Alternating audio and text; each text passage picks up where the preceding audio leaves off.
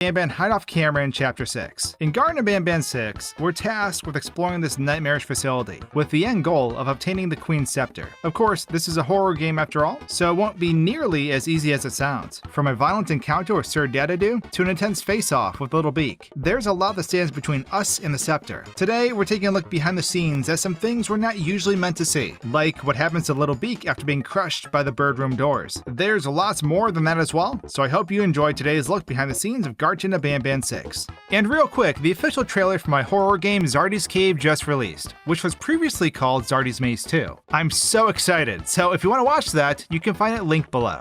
Now, as per usual, I like to do a recap to make sure we're all refreshed on what we'll be covering. However, due to the length of this chapter, we'll be recapping each section as we get to it. So we start the 6th chapter at the bottom of the elevator with Sheriff Toadster by our side. After a brief scare with the naughty ones, we'll reach a door that must be unlocked. In order to get through it, we'll have to hit a set of buttons throughout this floor that are locked behind puzzles and challenges. Before setting off, we'll climb these pipes to get a flashlight for our drone, only to be forced jump scared by the nanny. After this, we head to the first puzzle, where Bitter Giggle is found behind a locked door. After a close call with Sir Dadadoo, we exit the puzzle room and head back to find Banbaleena and Sheriff Toadster waiting for us. They then get attacked by a naughty one, resulting in Banbaleena being kidnapped and Sheriff Toadster running into the darkness after her. So after rewinding time, the very first thing I did was take a brief look out of bounds, where I found tons of assets stored out here that will be used throughout the chapter. Some of these are characters that are held outside the map until we trigger them, and others are simply map assets that serve a function within the level, like buttons and doors. There are several platforms and rooms containing these models and interactable objects, and there's honestly too many to list off in one go. We'll be discussing some of these further as we move on, but for now, let's head back inside the map. Before we leave the elevator room, there's a door here that we can't usually open or access, and moving the camera beyond it shows that there's nothing on the other side anyway. It's simply a piece of set dressing and nothing more. Now, when we first set foot into the main hub here, it's too dark to see much of anything. Sheriff Toadster instructs us to run, as the naughty ones can get us in the dark. But with the lights on, you can see that there's nothing surrounding us anyway, meaning this was a pretty big overaction on Toadster's behalf. That being said, this area isn't exactly safe despite the lack of visible dangers. As we walk out into the darkness, we'll be attacked if we don't get to safety quick enough. Moving the camera above the ceiling, I spotted a naughty one frozen in place, hovering just above the roof. This enemy remains here indefinitely, and if the player ignores this game's warning, it'll teleport above us and drop down onto us, clipping through the ceiling in the process. To avoid this unfortunate demise, we'll climb the pipes on the wall and into this cabin-like building up above. There are a few open rooms as well as some lockers, but what I'm interested in is the nanny. As soon as we grab the light for our drone, this blue pig-like monster will appear behind us and begin approaching. This enemy was moved here from out of bounds, and we can even find them out here in the walking animation before we ever enter the cabin. When the jump scare occurs, they'll lunge in our face, and we must reincarnate to continue. We get very little time to observe this character, and we're also locked in place as it plays out, so it's cool seeing them from these various angles. Now, before we head off to the first puzzle, there's this house off to the side that we can't usually access. If we take a quick peek inside, we'll see a table and some chairs near the window, but not much else. Surprisingly, making my way to the first puzzle was a bit harder than expected. Because everything was brightened up, I had no idea whether I was in the dark or not, so I basically stayed glued to my drone the entire way. Heading inside, there isn't really much to see, considering it's a pretty straightforward puzzle. After we free Bitter Giggle and align each of the colored lights, we'll hide away inside that same room as an alarm sounds around us. Sir Dadadoo will then appear and begin banging on the door. From an outside perspective though, he simply slides into place and begins talking to us through the door. Even when the door is being slammed, Dadadoo remains completely still. Afterwards, he'll slide directly out of view and through the wall where he remains floating.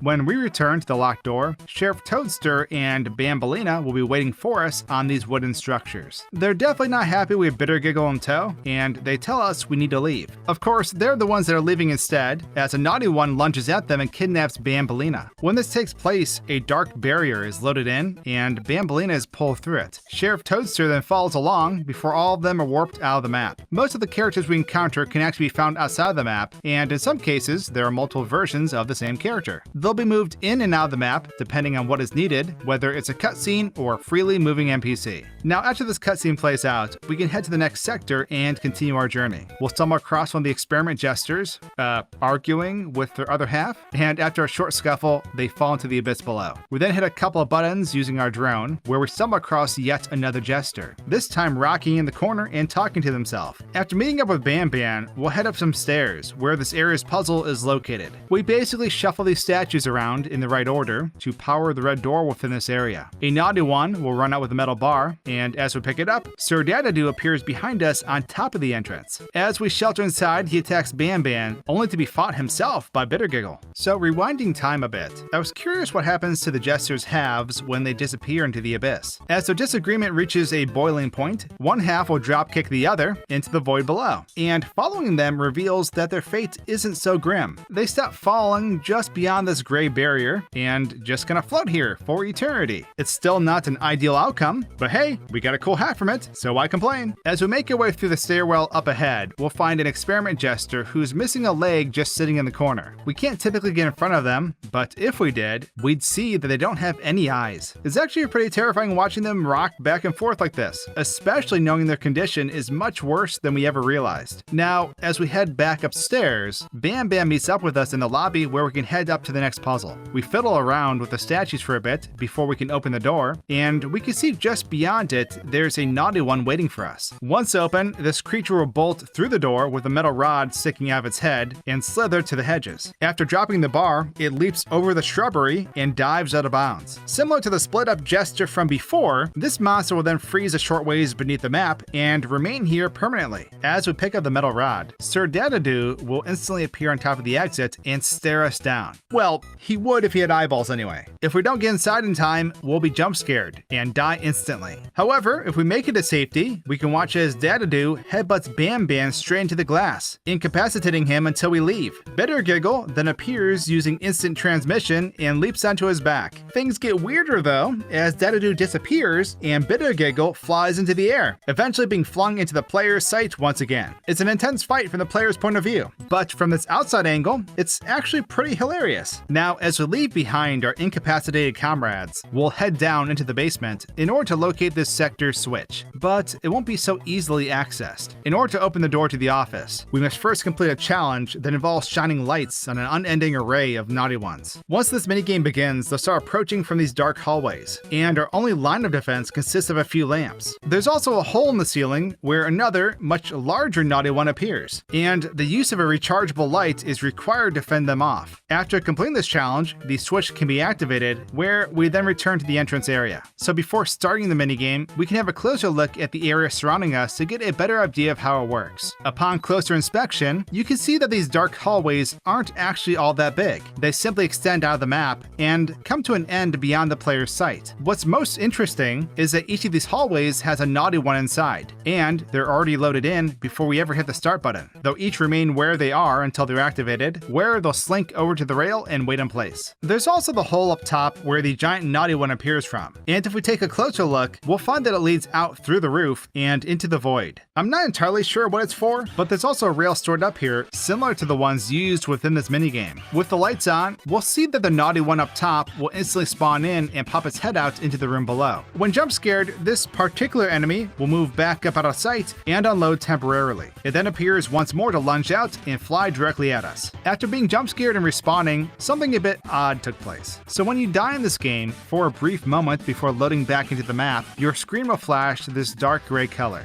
For some reason, I got stuck during this transition, where I learned that it's really a completely separate room from the rest of the map. It's a small box without a ceiling that the player is placed in while the rest of the map generates around us. But instead, the game never moved me back into the actual map. So in order to continue, I had to reload my save completely. So as we head back to our DIY base camp, we'll find a few more characters hanging out here than before. After a brief conversation with Banban, we'll have a talk with Stinger Flynn, where a short cutscene takes place. In this weird weird dreamscape. We're sitting at a bus stop with the rest of the gang as we wait for the bus to arrive. Singer Flint insists on getting to the beach, but Ban Ban is intent on giving up. And as things start to heat up, Captain Fiddles is kidnapped by the following bus. Nab Nab then gets hit in the road, only for the rest of us to get clobbered directly after. When viewing this cutscene from a different angle, the first thing you'll notice is that the weather forecast includes local showers. The rain effect you see throughout this cutscene only exists around the bus stop, and nowhere else in the rest of the map. Overall, this entire map is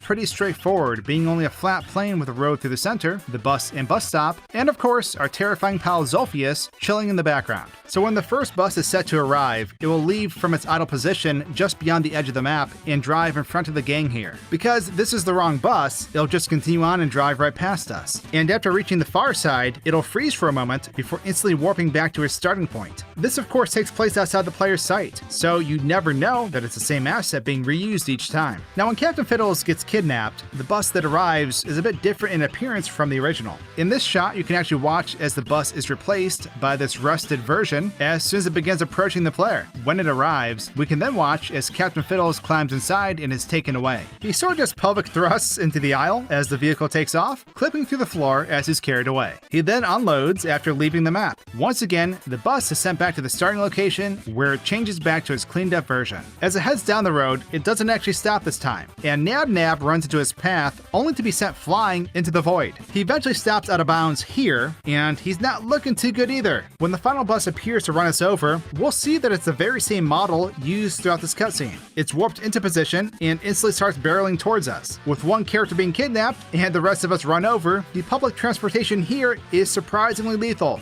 After this cutscene ends, we can continue our journey into the darkness. The last of this area's sectors involves a small doctor's office where we have to grab 8 lollipops to continue. After the doors opened, we'll walk outside to find a huge drop that leads us to a boss fight. Here, we'll have to distract the chemically infused Opilichek, also known as Little Beak, as we power the electricity traps surrounding us. To do this, we must equip Mr. Kebab Man with several parts and send him out to get Little Beak's attention. We can then run into tents surrounding us to snag some batteries, allowing us to power the trap and temporarily stun our giant adversary. As we attempt to leave, Little Beak will try to attack us through the door, only to be crushed in the process. Fortunately, this only turns them back into a chick, and they run away mostly unharmed. From here, we'll solve a jump puzzle where we navigate through these giant pedals, grab a keycard, and then head back to meet up with the others. Now, before we head into the boss fight area, I wanted to take a peek inside the giant green room that occupies the center of this map. In doing so, we'll find that there's nothing inside, and it's completely hollow. Up ahead, though, we'll come to this hospital area, and after opening the door, we drop down into the Little Beak boss fight. With the lights on, we can see the area we're dropping into better, and the huge grassy area around it. There are multiple pieces of ground here that we can't usually see.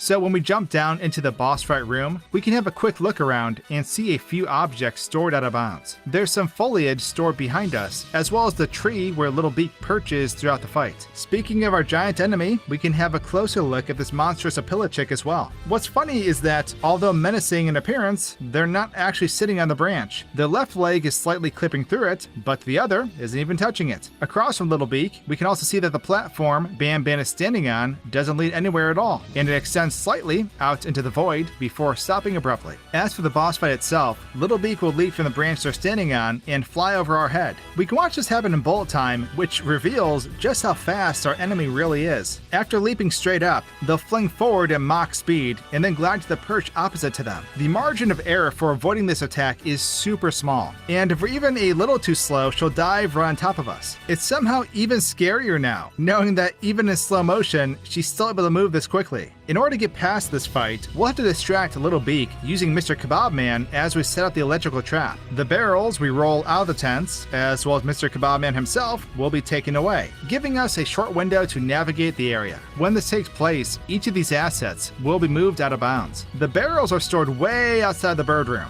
while Mr. Kebab Man is moved directly underneath the main boss fight area. When we've successfully powered the trap, her next attack results in the trap blasting her with who knows how many volts of electricity. You'll see that the sparks are only in the vicinity of the player and not Little Beak herself. After the room ahead opens up, we can hit the recharge button for the doors, which also causes Little Beak to disappear. As soon as we hit the button to close the doors, she'll load back in directly above the doors and drop down into view. When she lunges forward and gets smashed by the doors, we can see that she freezes in place and then drops straight down as the Opilichik model loads in on the floor. When we approach, she'll stand back up and run out of sight, leaping over the bushes and clipping straight through a wall. She then freezes in the void before vanishing completely. While I was down here, I also realized that the giant model is still loaded in and is frozen directly beneath the doors where she was just pancaked. As we continue forward, we'll come to the giant platform puzzle. Each time we jump on one of these buttons, the paddles affixed to the poles surrounding us will rotate, making it harder to find a clear path to the end.